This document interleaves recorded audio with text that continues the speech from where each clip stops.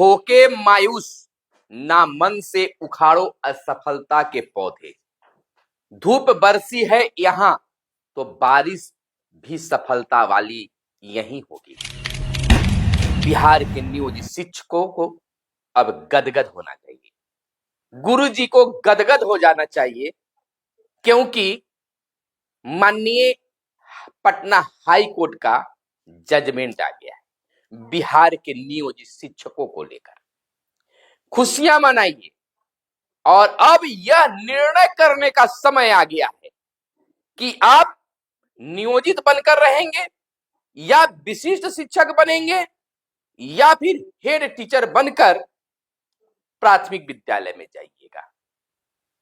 यह वह समय आ गया है जहां खुद के बदौलत खड़े होकर निर्णय लेने की जरूरत हो गई है कि हमें क्या करना चाहिए। भले ही आप एक विशिष्ट शिक्षक राज्यकर्मी कहलाइएगा, लेकिन और तो और नहीं, 2 सालों तक आपको पश्चाताप करनी होगी। यह मैं नहीं, यह खुलकर बातें अब सामने आने लगी है। मैं अपनी बातें कुछ नहीं कहूंगा, जो भी बातें अब तक निकल कर आई है वह कहूंगा। शीतकालीन सत्र भी समाप्त हो गया, अब आवाज भी आपको कैसे उठाई जाएगी। संगठन भी चुप्पी साध ली है और आप भी स्कूल से घर और घर से स्कूल करने में मस्त हैं, लेकिन निर्णय करने में आपको ज्यादा समय अब नहीं लगाना चाहिए, क्योंकि काउंसलिंग का भी समय तिथि निर्धारित हो गया है। नमस्कार, मैं हूं आपके साथ सुनील बॉबी और आप इस समय देख रहे हैं बिहार के नियोजित शिक्षकों पर स्पेशल रिपोर्ट। दोस्तों, तमाम शिक्षक साथियों, मेरे मित्रों, भाइयों और तमाम शिक्षक शिक्षिका बहनों, अब यह वह घड़ी आ गई है जहां पर आपको निर्णय करना है कि हमें क्या करना चाहिए।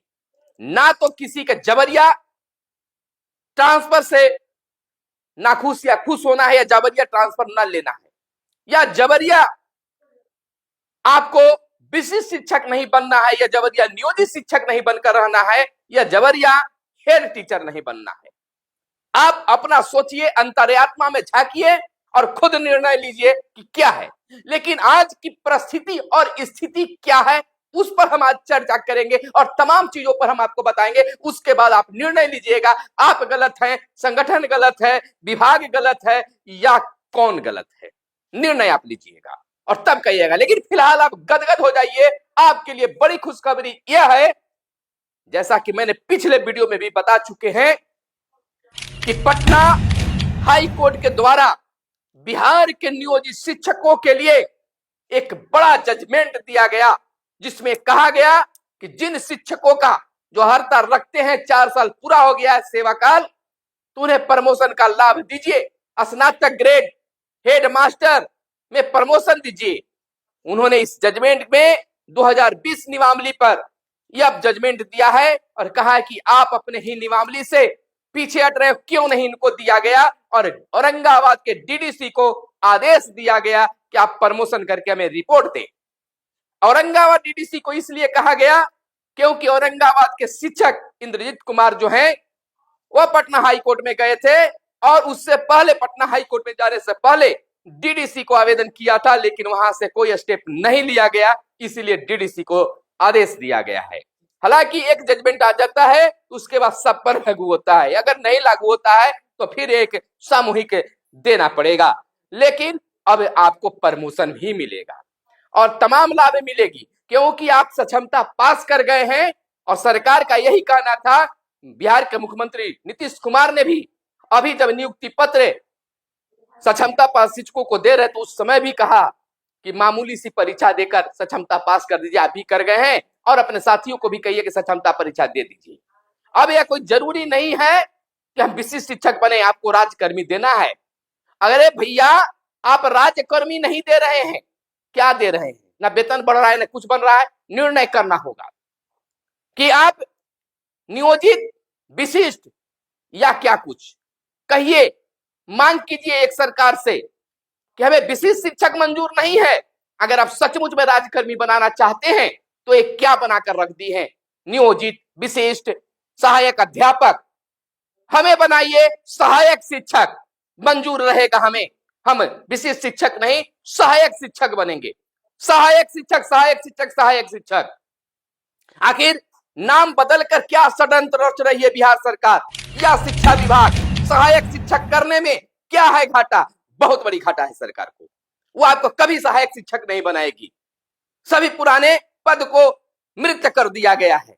आपको अगर सहायक शिक्षक बना दिया जाए तो उन्हें 9300 वाला वेतनमान देना ही होगा, देना ही होगा, देना ही होगा। इसलिए इसमें बड़ी राज है और इस समय की स्थिति जो है बिल्कुल गड़बड़ हो गया है। बिल्कुल अब शीतकालीन सत्र में यह जब पूर्णतः जिक्र हो गया है कि आप बीपीएससी से बहाल शिक्षकों से नियोजित शिक्षक जूनियर होंगे। और यह तो आप खुद जान गए हैं कि जब नियोजित शिक्षक से हम विशिष्ट शिक्षक बनेंगे तो ऐसा भी हम बीपीएससी से शिक्षकों से जूनियर होंगे, क्योंकि हमारी बहाली नहीं होगी, हमें नियोजित शिक्षक से रिजाइन मारकर वहां जाना होगा। यह बिल्कुल सही बात है, आप समझ चुके होंगे। अब यहां पर बस 2-4 दिन के अंदर में आपको निर्णय लेना होगा, इसलिए कि 23 से 31 दिसंबर तक सक्षमता, जो दूसरा सक्षमता परीक्षा हुआ सक्षमता 2, उनके लिए काउंसलिंग होगी और हेड टीचर जो हैं उनको 9 तारीख से 13 दिसंबर तक काउंसलिंग होगी। सक्षमता 2 पास जो हैं उनके लिए 23 दिसंबर से 31 दिसंबर तक काउंसलिंग होगी और हेड टीचर के लिए 9 से 13 दिसंबर तक होगी। तो इन्हीं में तमाम हेड टीचर को भी निर्णय लेना होगा और नियोजित शिक्षक को भी, जो प्रधान शिक्षक बनने जा रहे हैं उन्हें भी। सीनियर जूनियर वाली भी बात क्लियर हो गया। सेवा निरंतरता पर काफी उधेड़ बुन है। भले ही मंत्री जी कह दिए कि इस पर हम समीक्षा करेंगे। क्या समीक्षा करेंगे भाई? किसी की जान जा रही है और आप कह रहे हैं कि अब दवा का निर्माण करेंगे? नहीं चलेगा। और अगर विशिष्ट शिक्षक आप बनते हैं, हेड टीचर बनते हैं, तो 2 साल का प्रोबेशनल पीरियड में आपको रहना पड़ेगा। कोई इंक्रीमेंट कुछ नहीं बढ़ेगा और नियोजित शिक्षक रहने में इंक्रीमेंट भी आपको जनवरी में बढ़ जाएगा और कोई वहां वेतन नहीं बढ़ने जा रहा है। यह जान लीजिए, सोचिए, मेरी बातों पर मत आइए, सब पॉइंट बाय पॉइंट हम बता रहे हैं, उस पर आप विचार कीजिए और तब जाकर निर्णय लीजिए। नियोजित शिक्षक से रिजाइन मारकर और आपको विशिष्ट शिक्षक बनना होगा। सबसे पहले तो नियोजित विशिष्ट नहीं चलेगा, नियोजित भी अब नहीं चलेगा, विशिष्ट भी नहीं चलेगा हमें, और सहायक अध्यापक भी नहीं चलेगा, हमको सहायक शिक्षक चलेगा। एक ही रखिए, ना तो नियोजित, ना विशिष्ट, ना सहायक अध्यापक, हमें सहायक शिक्षक बनाइए। अगर जबरिया करना ही है तो आप नाम चेंज कर लीजिए। नाम चेंज करने में क्या हो रहा है? आज के समय में पुराने पुराने शहर के नाम बदल दिए जा रहे हैं और शिक्षक को कई कैटेगरिया में बांट दिया गया। और वो अभी शिक्षक को, जो एक शिक्षक खाली कहा जाता है, उस नाम को रखने में आपको क्या तकलीफ हो रही है? एक तमाम रूप से इस कमेंट में सभी शिक्षक रही है कि हमें चाहिए विशिष्ट नहीं सहायक शिक्षक। विशिष्ट लिखिए सभी कमेंट में, विशिष्ट नहीं सहायक शिक्षक, विशिष्ट नहीं सहायक शिक्षक। एक एक शिक्षक 10-10 कमेंट कीजिए, तब जाकर यह वीडियो वायरल होगी। और वीडियो को खूब वायरल कीजिए उस कमेंट के साथ, तब सरकार तक ये बात पहुंचेगी कि शिक्षक की मांग अब क्या है। क्यों नहीं चाहती है बिहार सरकार सहायक शिक्षक नियोजित शिक्षकों को कहने के लिए? आप बीपीएससी से बहाल शिक्षकों को, सहायक अध्यापक, उनके साथ भी खेला हो गया, उनको भी छला जा रहा है। उनको सहायक शिक्षक क्यों नहीं रखा गया? कहीं नहीं कहीं होठ है, लोगों में इस तरह से उधेड़-बुन पैदा की जा रही है। एक ही स्कूल में पढ़ाने वाले शिक्षकों में विविधता पैदा किया जा रहा है, लिंग भेद पैदा करने की कोशिश किया जा रहा है। इन तमाम लोगों को सोचना होगा, बीपीएससी से बहाल शिक्षकों को भी सोचना होगा और नियोजित शिक्षकों को भी सोचना होगा कि आखिरकार सरकार और विभाग सहायक शिक्षक क्यों नहीं नाम देना चाहती है। हाई कोर्ट से जीत हुई है और हाई कोर्ट में जब और लोग रीड करेंगे और इस बात को लाइए कि सहायक शिक्षक क्यों नहीं। जब हम राजकर्मी बन गए हैं तो विशिष्ट, नियोजित, विशिष्ट, प्रखंड शिक्षक, पंचायत शिक्षक के बाद फिर विशिष्ट, हमें सहायक शिक्षक दीजिए। इस बात को उठाइए। हालांकि गुरुजी को खुद गदगद हो जाना चाहिए। बहुत बड़ी खुशखबरी पटना हाईकोर्ट से मिला है और इसकी जीत का जश्न मनाइए, लेकिन जश्न के साथ साथ निर्णय लीजिए कि आपको क्या रहना है। आपने गलती की है, संगठन की बात नहीं मानी है, संगठन आज मौन धारण किए हुए है। एका दो संगठन माध्यमिक शिक्षक संघ वाले आवाज उठा रहे हैं, लेकिन आपका जो संगठन है प्रारंभिक शिक्षकों का, उनके द्वारा मौन धारण किए जा रहे हैं। केवल सोशल मीडिया पर आवाज उठाई जा रही है, कोर्ट तक बातें कर रहे हैं, लेकिन अब आपके कारण, क्योंकि उस वक्त वो सही निर्णय ले रहे थे या गलत, संघ के साथ रहना चाहिए था, आपने नहीं रहा। इसका कारण है कि मौन धारण किए हुए हैं। बहुत सारे शिक्षक संगठन के जो नेतृत्व करता है अन्यंत्र काम में लगे हुए हैं, आप जानते हैं। खैर, उनका भी अपनी जिंदगी है, जीना है। फिलहाल आप निर्णय लीजिए, क्योंकि गलती किए हैं। और यह तो जरूर है कि सक्षमता परीक्षा में आप अपने मन से आगे बढ़े हैं, तो अपने मन से निर्णय लीजिए और बात उठाइए। कोई नहीं, न्याय है, न्यायालय है, न्याय मिलेगा, इससे गड़बड़ाइए नहीं। अगर आज यहाँ बारिश हुई है तो कल यहाँ पर धूप भी निकलेगी, यह याद रखिए। और आपकी जीत होगी, आप खुशियां मनाइएगा, कहिएगा कि मैंने कुछ सही कहा था। याद रखिए, आप आपको भड़काने का काम नहीं कर रहे हैं। जो सही चीज है वो, हमें नियोजित नहीं रहना है, हमें विशिष्ट शिक्षक नहीं बनना है, हमें सहायक अध्यापक नहीं बनना है, हमें सहायक शिक्षक बनाइए। अगर उसी रूप में हमको करना चाहते कि रिजाइन मार के और कुछ नहीं मिलेगा, केवल एनपीएस के लाभ मिलेगा, तो हमें कोई मांग और नहीं है। एक ही मांग है, सहायक शिक्षक हमको नाम दे दीजिए। नाम देने में आपको किसी प्रकार की आर्थिक शोषण दोहन नहीं होगी, आर्थिक आपको भार नहीं पड़ेगा। इस बात को लेकर आगे बढ़िए और आगे बढ़िए, उठाइए मांग को। देखिए सरकार और विभाग कैसे तिलमिला जाती है।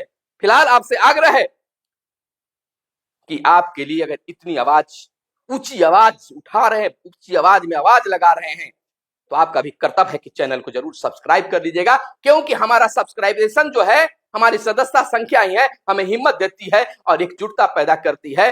और लोग, सरकार और विभाग भी देखती है कि इनके पास इतने सदस्यों की संख्या है। तो उम्मीद ही नहीं, पूर्ण विश्वास है कि चैनल को सब्सक्राइब खूब भी कीजिएगा और अपने घर के तमाम मोबाइलों से इसे सब्सक्राइब करके उचित शिखर तक पहुंचाइएगा। तो चलते चलते फिर से और शायरी दोहराते हैं।